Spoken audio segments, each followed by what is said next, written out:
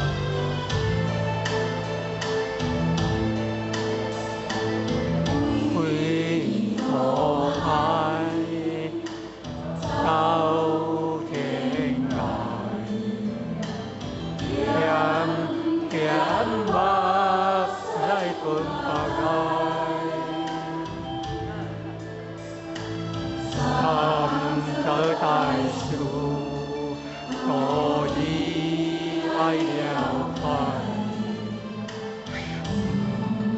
함께 쉬었으면 Hãy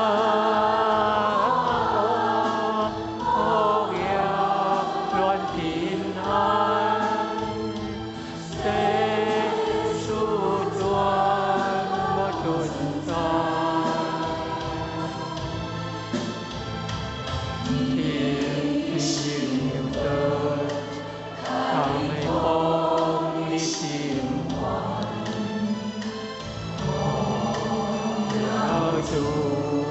hấp dẫn.